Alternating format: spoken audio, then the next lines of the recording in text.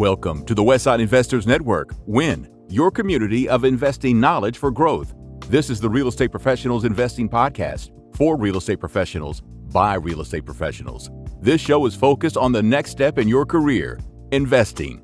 Thank you for listening, and please, if you like our content, rate us on your podcast provider. And now, your hosts, AJ and Chris Shepard.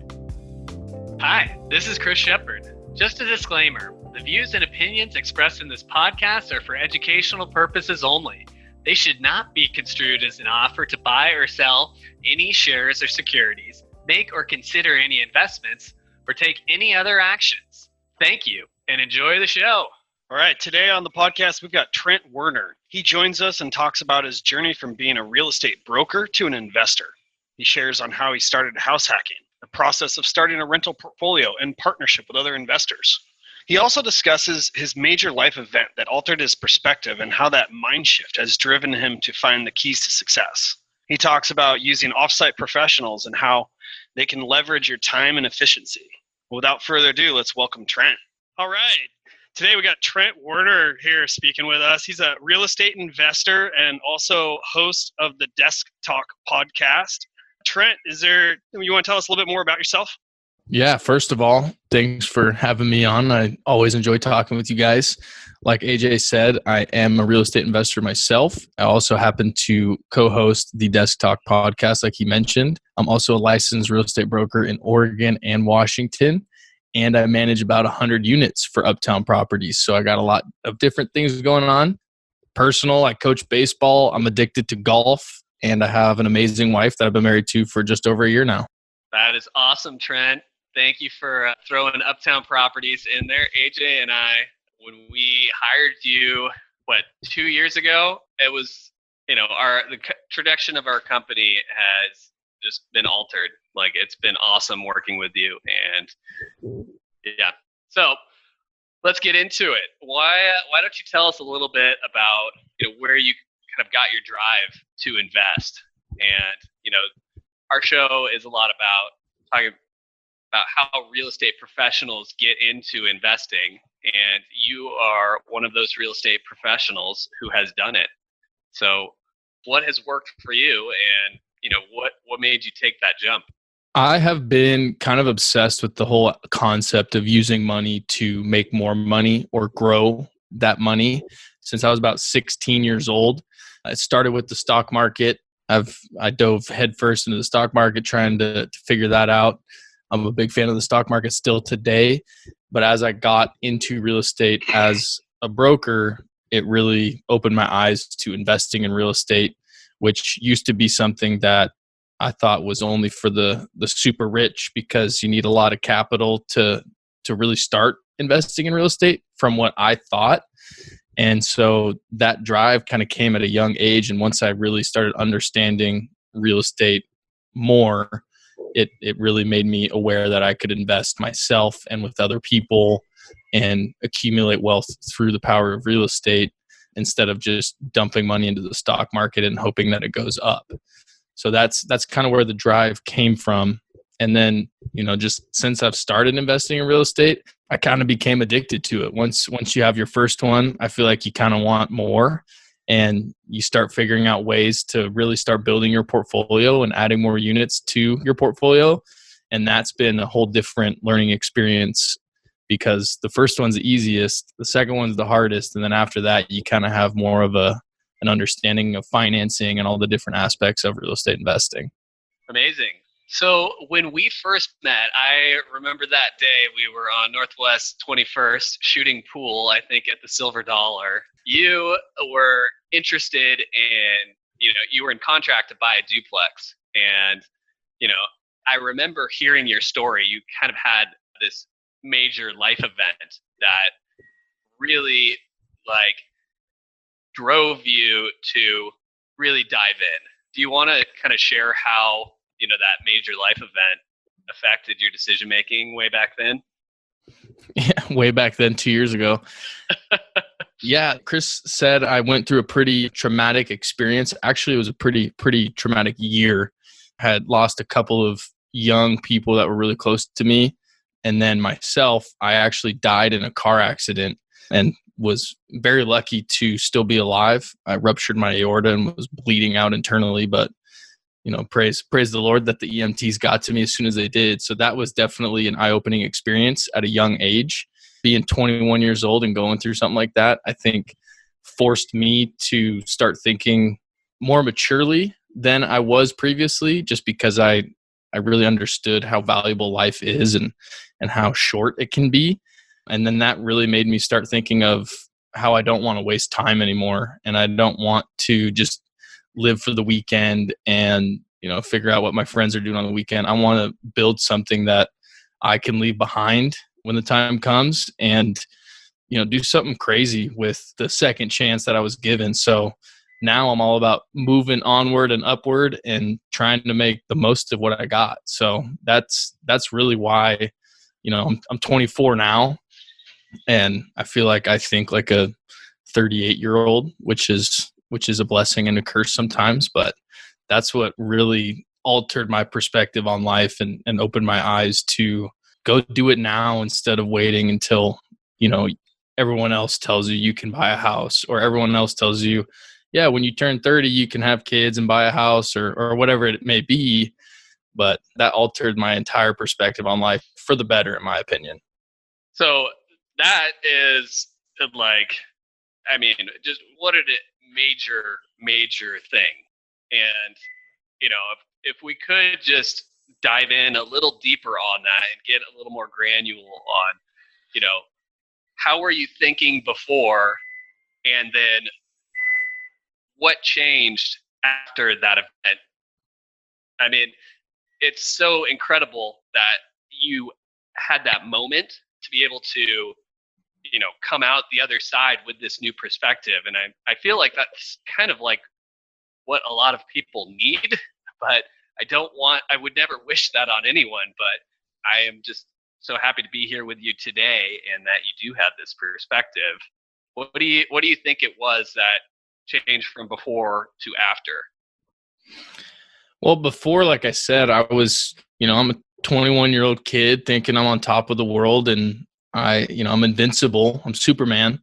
And when I realized that I'm not Superman and I could be cut down early, it forced me to grow up right away. And I read a book, I can't remember the name of it, but it talks about how everyone either goes through a traumatic experience and it alters their perspective, or they know someone that has gone through a traumatic experience and it alters their perspective on life. And like you said, Chris, I would never wish a traumatic experience on anyone, but if someone is, and I'm doing air quotes here, lucky enough to go through a traumatic experience, I think it really forces them to understand life at a deeper level. And, when you're a kid, you hear your parents and you hear adults in your life talk about stop and smell the roses and, soak it all in. And now that I'm here, I understand what they're talking about. Going and hanging out with your friends on the weekend is always a fun time, but doing something more with your life is even cooler, in my opinion.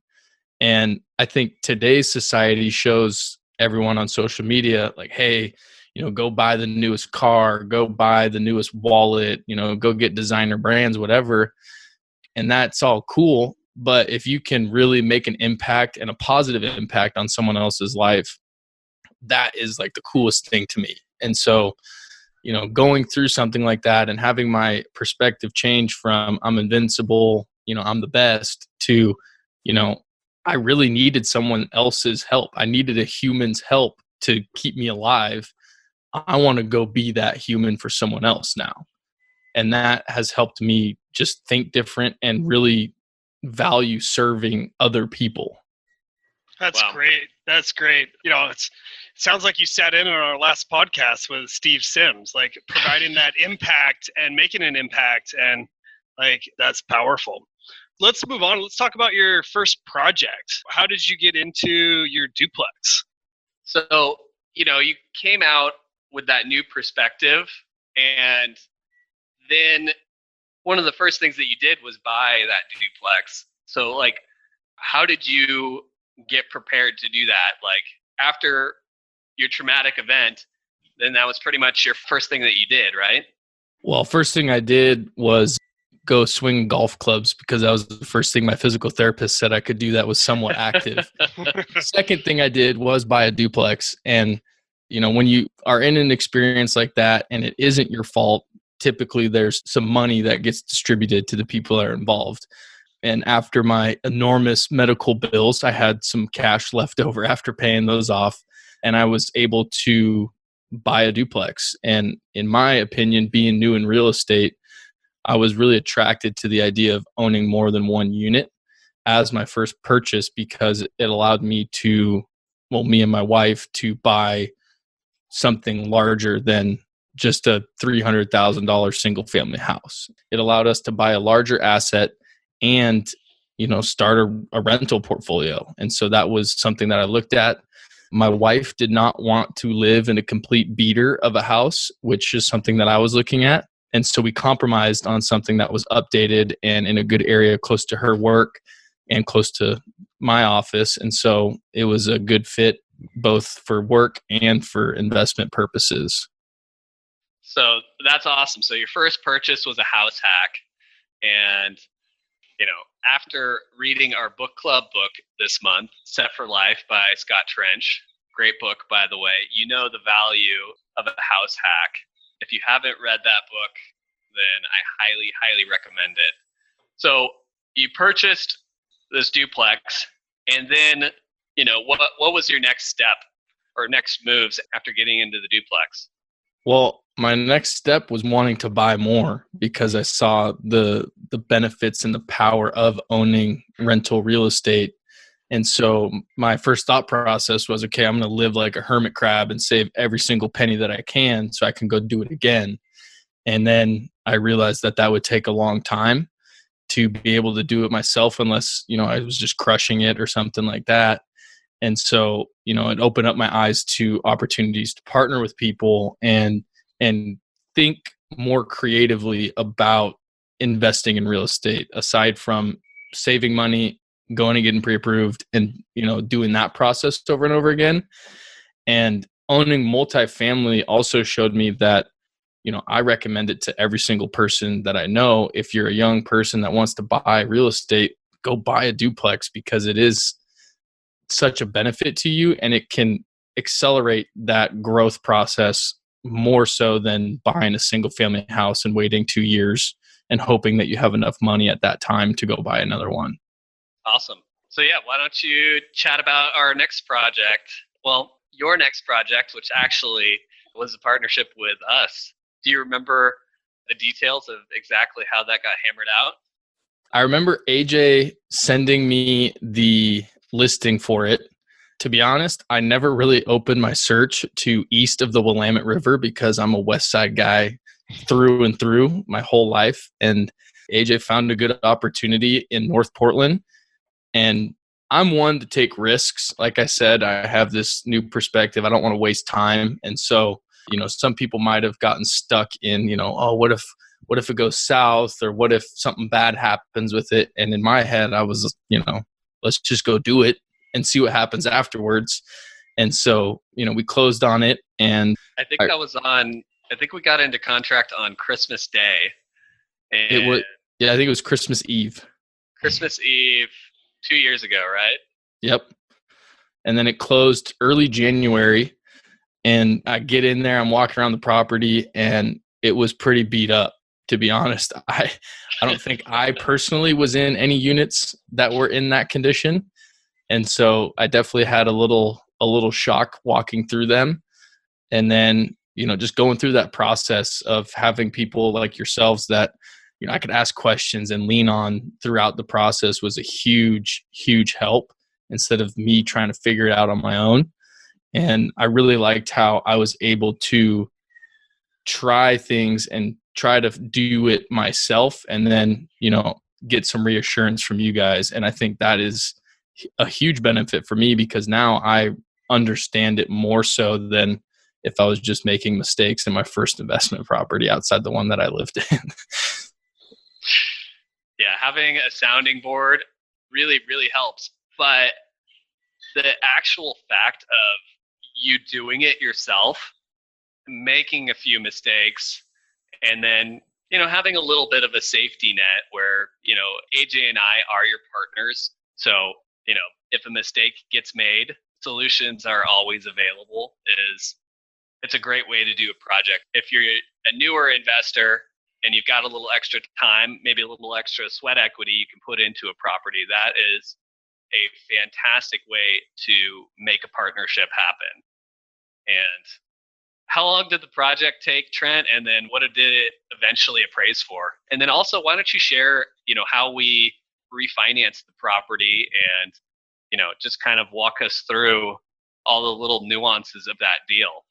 Well, first things first, I will say one thing that I maybe missed or forgot to do right away was ask for copies of the leases for the units that we purchased until like right before closing. And then I found out that there were actually no leases in place, and they were more handshake agreements because the previous owner had owned it for years and years. And so that was my first kind of, what did I just do? But then it was nice being able to figure out how to go about finding a solution for that kind of mistake or hurdle that I was thrown. But, we got in there. One of the tenants was planning on moving out. And so we offered him a deal to move out earlier than he was intending to. And then another one of the tenants was kind of in the same boat, a little bit more headaches involved with that one. But ultimately got 2 tenants out and 2 units that we were able to turn over. Those were my second and third units that I had turned over, because I did turn over the other unit at my duplex. And so I had some experience doing it, but not much. And so that was really cool to learn how to handle contractors and make sure things get done and not just settling for the first estimate that I got. I remember the first estimate that I did get was for like $86,000, and it was for the siding repair. And I called AJ and I'm like, dude, I didn't do the budget right. Like, we're screwed. We didn't budget this in. Like, what's going on here? Yeah. And he goes, no, like there's other ways to do it. And so learning that concept and not necessarily settling for a quote unquote consumer bid for the work to be done, and finding different avenues to get the same work or similar work done for cheaper amounts was probably my biggest lesson that I took away from that project. And then ultimately, I am a leasing agent myself, and I manage a ton of units. And so I was comfortable renting them. I don't know if you guys know this, but at that time, those were the first 2 leases I ever wrote. And I pulled up the lease that we have, and I went through it and filled it out the best that I could and got new leases signed. And then, after a couple months, after a couple months, we were able to refinance it. We bought it for, I think, $400, and all said and done, after some credits and whatnot, we got it for $385 net. Do you remember the loan that we got to acquire the property? Yes, it was a hard money loan or private money loan. That was the first time I ever worked with one of those as well. So that was definitely a learning experience. I created my first LLC through that process, and now I feel comfortable doing that. And then I think it was like 6 or 7 months later, we finally refinanced it and it appraised at 710 or 708 or something like that. And so in a matter of 7 months, we took a property from, we'll say 400 to 710,000. And just the feeling that gave me of, getting to the finish line.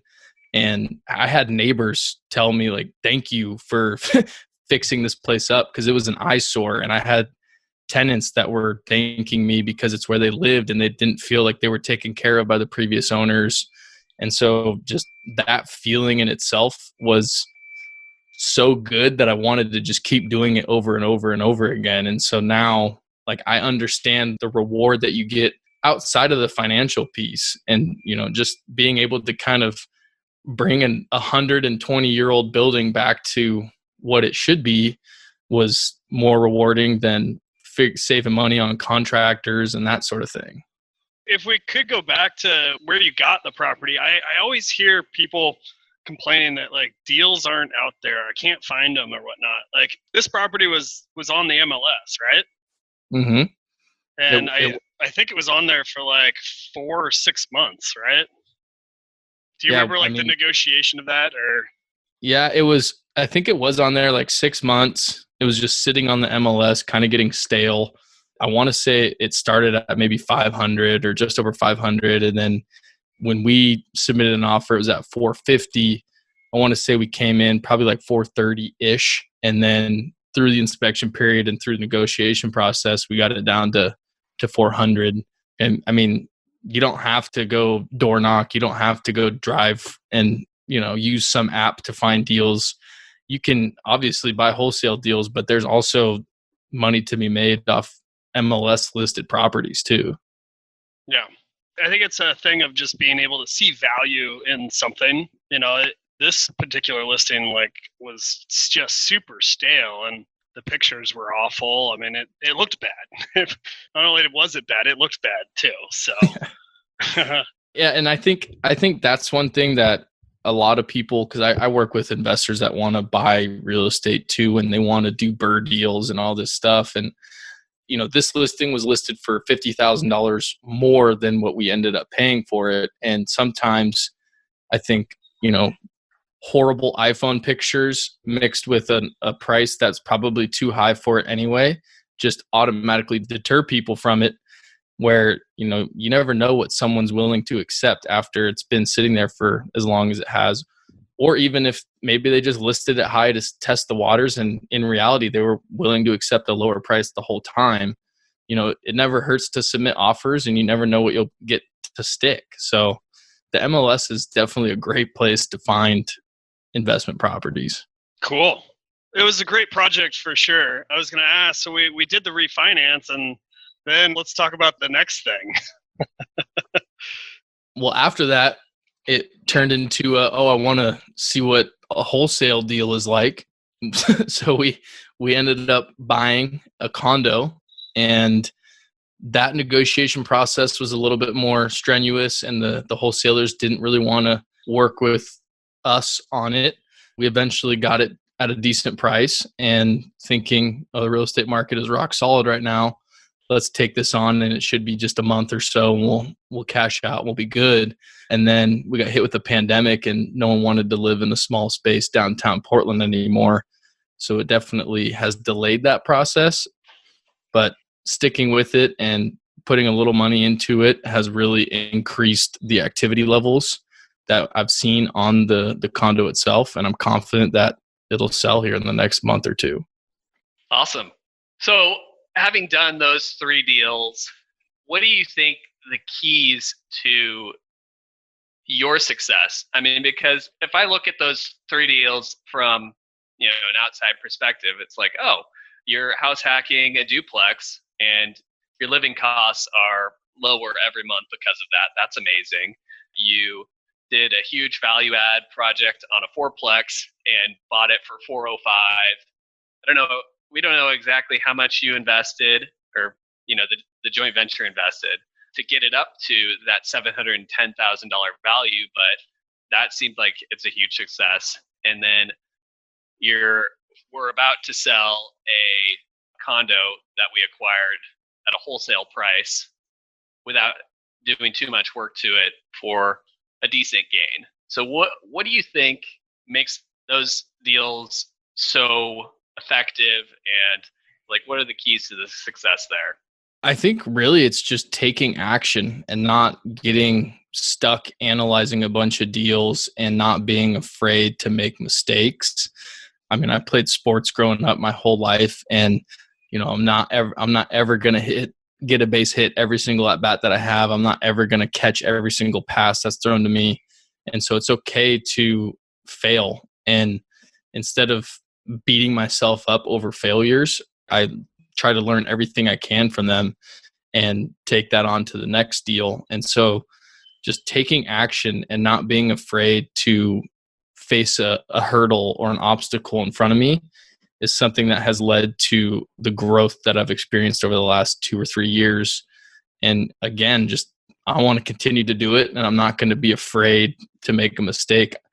the stock market has shown me that I'm not going to make money on every single play that I invest in. And I think it's the same for real estate. Like, you might have a deal that you buy that isn't a home run. You might have a deal that ends up being a single, but you're still on base. And even if you hit a hard hit ball, but you get out, and you might take a loss on a property, like you're still here to fight another day. And I'm okay with that. Like, I can get punched in the face and get right back up. And so the ability to not be afraid of making mistakes and understand that mistakes are going to be made and just learn from them is something that I think has helped me grow the way I have over the last 2 or 3 years.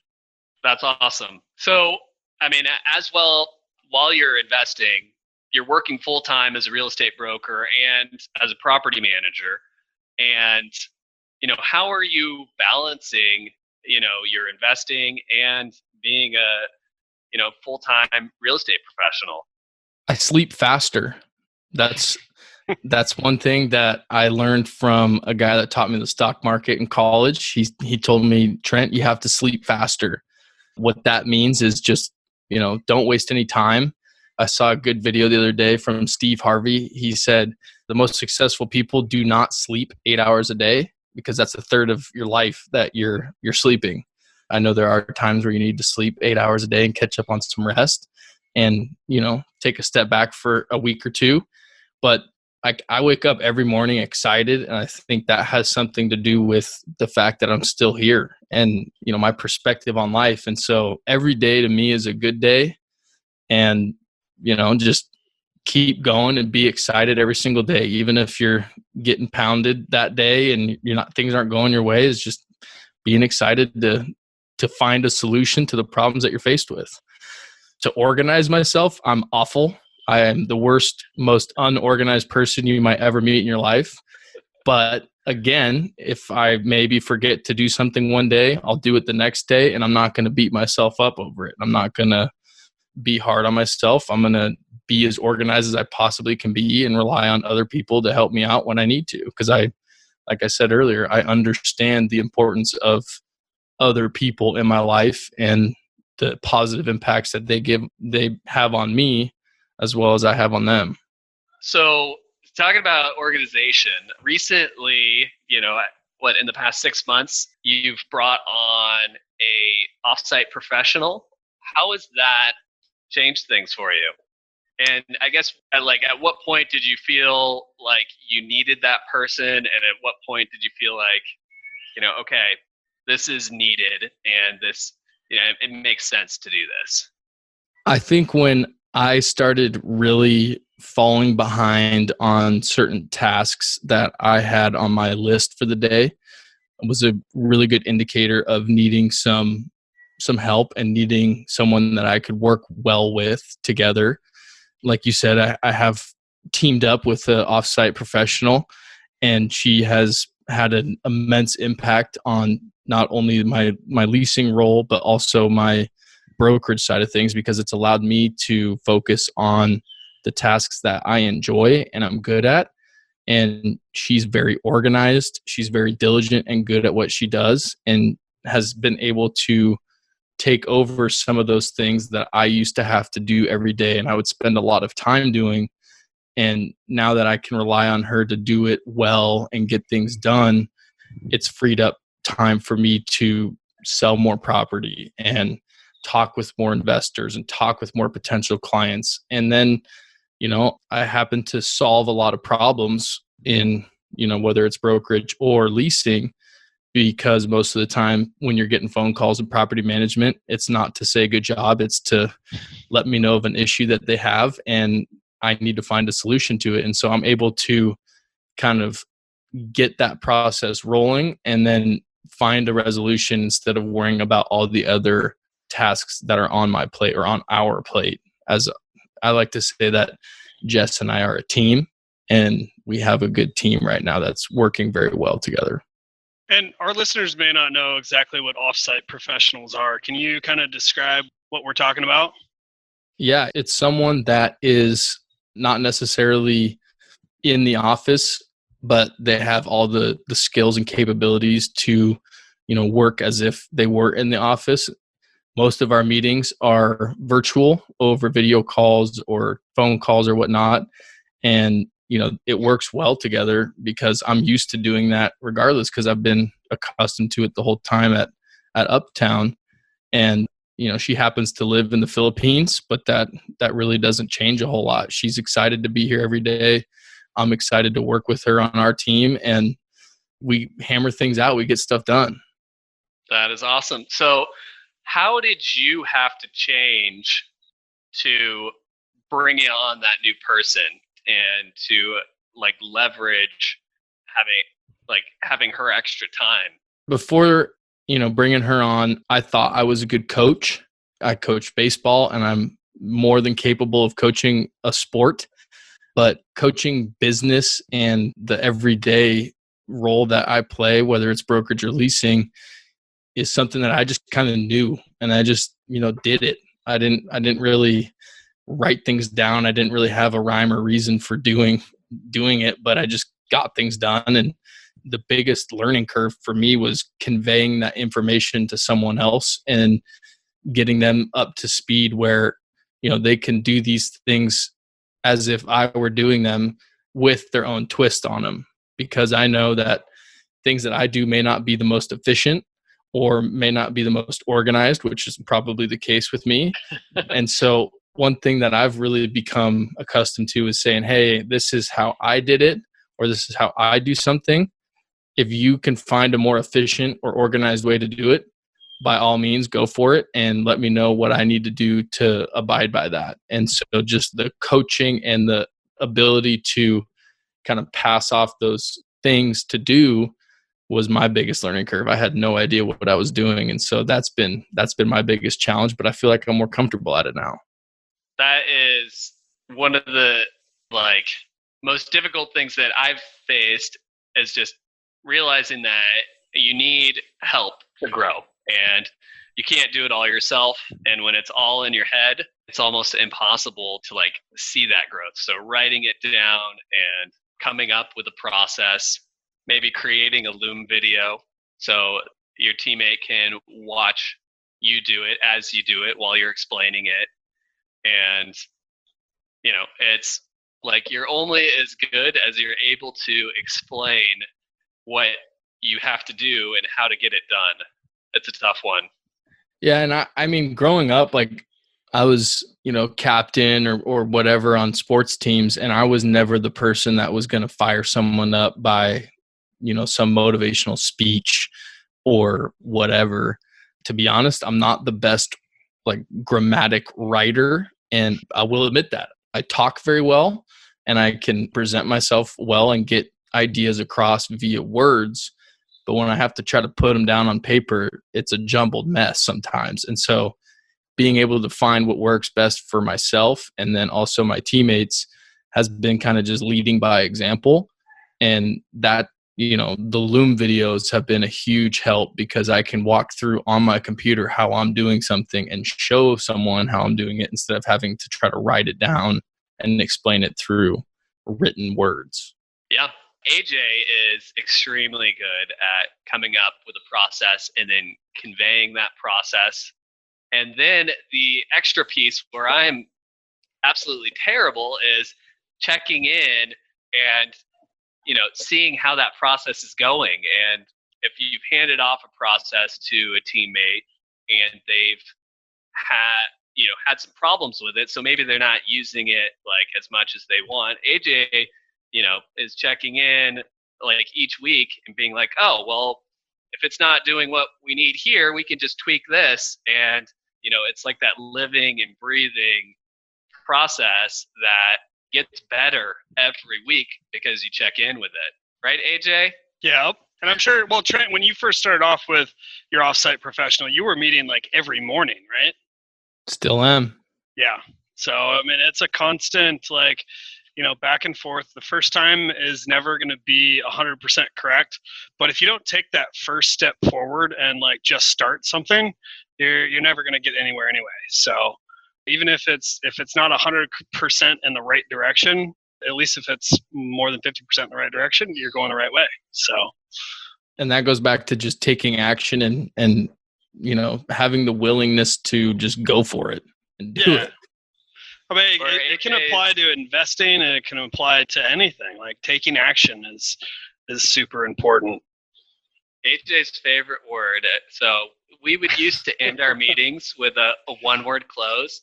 Yeah. AJ would always say the Progress. same word. Progress. It used to be one of our passwords, just progress. Progress. Oh, I like it. Well, I think it's probably time we get to the last 4 questions. So, Trent, I think this might be the first time that the first question doesn't really apply to you. I tweaked it a little bit. So we're going to tweak it for you. What's one piece of advice you would give your 18-year-old self? That's exactly what I wrote down on here because I'm not 25 until next month.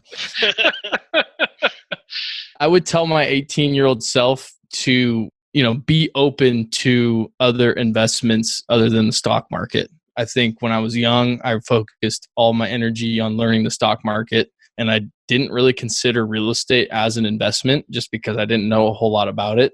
And so I would tell myself at a younger age to be open and learn about all the different types of investments out there that you can accumulate wealth through. I love that. Being open. I think just, being open is a great trait. Okay. So what was your first entrepreneurial endeavor? In high school, I was a senior and I was hurt for the entire baseball season with a broken wrist that wouldn't heal. And so I had a lot of time on the sidelines with one of my baseball coaches. At that time, Kendama was becoming a big thing. I don't know if you know what that is. I do not. It's like a wooden kind of fork looking thing that has 3 cups, 2 on the sides, 1 on the bottom, and then has a spike, and then has a wood ball with a string attached, and you can do like tricks and whatnot. Since one of my hands was in a cast, I could only use one hand, so I got pretty good at it. And then it started going off, it became more popular. And so I asked one of my baseball coaches, who's very driven and entrepreneurial, if he would be an investor for it. And so I bought 100 Kendamas wholesale from China and then branded it with Portland Kendama Company. And we started a business. My mom still has 97 Kendamas in her garage. So I only sold 3 of them, but that was my first entrepreneurial endeavor. There you go. Love it. If anybody needs a Kendama, you know who to call. Free of charge. My mom would love them out of her garage. Awesome. All right. Next question. How has your formal and informal training shaped your journey? This one was kind of interesting to me because, the only formal training I've had in real estate has been kind of just like mentorship classes and the license course, I guess. But I've had formal training in like life insurance and health insurance, the banking industry, and all those things have shown me that you have to have customer service and be professional and really have other people's goals in your forefront and not be worried about yourself. And so I would say, those have really taught me to think of others and try to help other people accomplish their goals. And like the Go Giver talks about, if you're going to give something else to someone else, the law of reciprocity says you'll get something back eventually. So I'd say that's been my formal training. My informal training has just been hours and hours and hours on YouTube and the internet, just trying to learn what I'm passionate about. And I think, I'll be the first to say it. I've learned more myself than from any college professor that I dealt with when I was in college. And, I think being able to just go do something yourself, especially with how much information we can access nowadays, has been my biggest takeaway and my biggest source of knowledge. That is awesome. The journey of lifelong education, something we definitely believe in here at Uptown. Okay, Trent, our last question. What is your Moby Dick of real estate, the one that got away? So I could only really think of one, and it was the sixplex in Hillsborough that would have been a really good deal. I think that was the one time where I kind of got stuck in trying to get the best deal possible when the deal that was presented to me was honestly a pretty good deal now that I look back at it. So I would like to have that one back. I was in contract to buy that property. Twice. You want to tell us a little bit about it, or like what happened? It was a beat up 6-plex, kind of like the 4-plex I talked about earlier. I was super excited to go do the same type of process with 2 extra units. And to be honest, like I said, looking back at it, it was at a pretty good price as is. And I maybe got a little aggressive with trying to get more money off of the list price or the price that we had it in contract at. And I just kind of, I missed out on a really good opportunity because I let myself get in the way. We did an interview with Steve Rose. He owns like urban Bristol urban assets. Yeah, he owns a pretty big multifamily portfolio, and his I guess motto is once basically once you kind of get there, it's time to just shut up and pay up, and it if you've identified it as a good deal, there's absolutely no reason to nickel and dime, and it's just time to get it done, because if you look back at it in 30 years or 15 years or even 10 years, that deal is going to be a good deal if you followed your underwriting process that led you to the deal in the first place to make that initial offer. Yeah, and I think, like I said, looking back on it, trying to save an extra 20 or 30 grand in the grand scheme of things was just not worth it.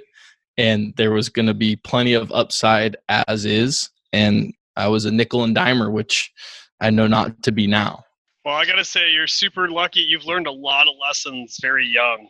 I'm super excited to see where you go with everything. It's pretty awesome. So again, I wanted to thank you for being on the podcast. We really appreciate it. It was fun chatting with you. I appreciate you guys having me on. Yeah, really, really enjoyable. I am excited to watch you succeed as well. And it's fun being a part of the journey. Well, if our listeners want to get a hold of you, why don't you give some plugs as to how they can do that best? Instagram is my main social media. Check out Realtor Trent W on Instagram or Desk Talk Podcast. I'm pretty available on either one of those. Definitely go follow my Instagram. I need to up my followers a little bit. All right. Sounds good. Thanks, Trent. Thank you, guys. Thank you. Thank you for listening to this episode of the Real Estate Professionals Investing Podcast on Win, your community for investing knowledge for growth. Please take a second to rate us so that we can get more great investors to interview. If you or someone you know wants to be on, please go to westsideinvestors.com and fill out our form.